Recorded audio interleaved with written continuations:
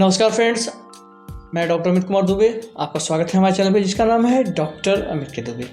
आज हम बात करेंगे कि आपके जीभ पे छाले हो गए हैं और वो 1 महीने से ज़्यादा समय हो गया है, लेकिन वो छाला ठीक नहीं हो रहा है। तो ऐसी कंडीशन में वो छाले को कैसे ठीक किया जाए, वीडियो पसंद कर लाइक से सब्सक्राइब कीजिएगा और जिनको ज़रूरत होगी उन तक इस वीडियो को जरूर पहुँचाइएगा। जैसे कि आपको पता होता है कि आपके जीभ के साइड में, एक साइड में या दोनों साइड में आपको जीभ के साइड में छाले हो गए हैं, वो ठीक नहीं हो रहे हैं। तो सबसे पहले तो हम इस वीडियो में ये जानते हैं कि अल्सर किसे कहते हैं, छाले किसे कहते हैं। जैसे कि आपके जीभ के साइड में या जीभ के ऊपर या आगे की टिप के या जीभ के नीचे या जीभ के राउंड में या मुंह पे या ओंठों पे कहीं पे भी सफ़ेद सफ़ेद एक मतलब ऊपर की लेयर उसकी हट गई है, वहाँ पे सफ़ेद सफ़ेद बिल्कुल एक राउंड सर्किल सा बन गया है, जिसको कि हम लोग अपनी भाषा में प्यूरिलेंट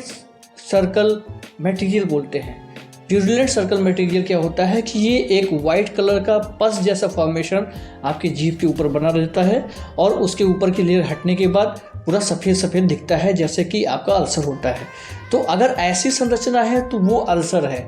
लेकिन अगर आपके जीभ के साइड में थोड़ा सा रेड हो रखे वो उभार लिए हुए है, तो इसमें डरने वाली बात नहीं है।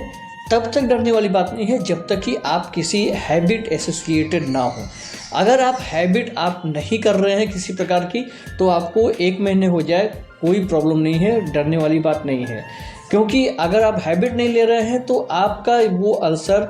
नॉर्मली ये फोलिएट पैपिला का इन्लार्जमेंट होता है और किसी भी प्रकार की कोई दिक्कत नहीं है। लेकिन अगर आप किसी भी प्रकार की हैबिट ले रहे हैं, या तो आप चेन स्मोकर हैं या किसी प्रकार का पान तंबाकू गुटखा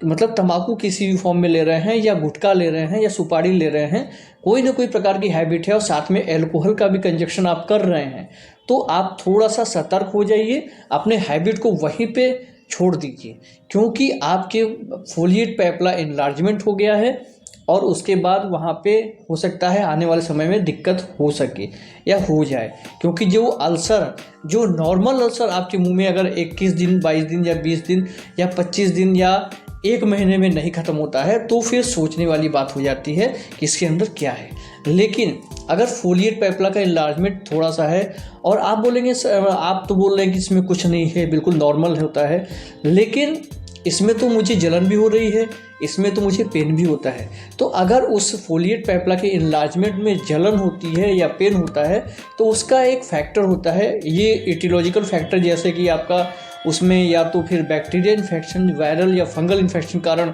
उसमें किसी प्रकार के इन्फेक्शन हो गया हो, या तो फिर वहाँ पे इरिटेशनल फैक्टर इन्वॉल्व होता है। मतलब आपके उस एरिया के आसपास का कोई दांत ऐसा होगा जो शार्प हो गया होगा और उस पैपिला पे बार बार रगड़ खा करके उसको इरिटेट कर रहा है, वहाँ पे इरिटेशन हो रही है, इसलिए वहाँ पे वो प्रॉब्लम है। और जब बार बार इरिटेट होता है या बार बार बैक्टीरिया इन्फेक्शन या फंगल इन्फेक्शन कारण आप कितनी भी प्रकार की दवाएं खा रहे हैं, लेकिन वो अल्सर की दवा खा रहे हैं, लेकिन वो ठीक नहीं हो रहा है।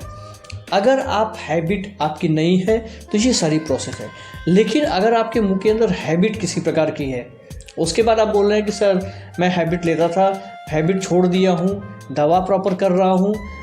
और उसके बाद भी ये ठीक नहीं हो रहा है और वहाँ के आसपास के दांत को भी राउंड अप मैंने करा लिया है, उसके बाद भी वो नहीं ठीक हो रहा है, वहाँ पे मुझे पेन बराबर बना हुआ है, सेंसेशन बराबर हो रहा है, अब मैं इसमें क्या करूँ?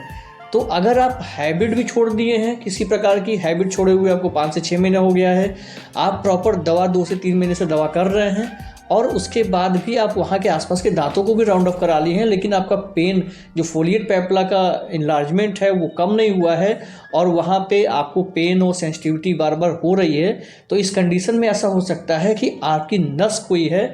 नर्व कोई है, वो इसमें इन्वॉल्व हो गई हो।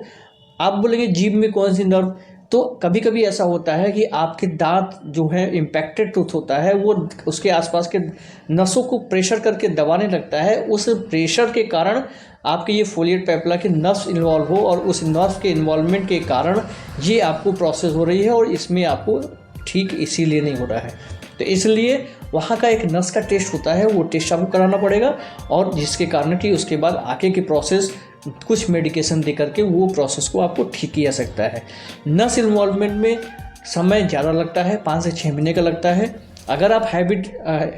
एसोसिएटेड है, हैबिट के कारण है, तो हैबिट छोड़ देंगे तो ठीक हो जाएंगे। लेकिन अगर हैबिट से एसोसिएटेड नहीं है और नॉर्मली इरिटेशनल फैक्टर या बैक्टीरियल फैक्टर है उसके कारण होता है, तो अगर वो इसकी प्रॉपर दवा की जाएगी तो वो भी ठीक हो जाएगा। इसलिए जीभ की अगर प्रॉब्लम है तो उतनी बड़ी उसको ना बनाएं और उतना बड़ा उसने बड़ी चीज़ें ना सोचें।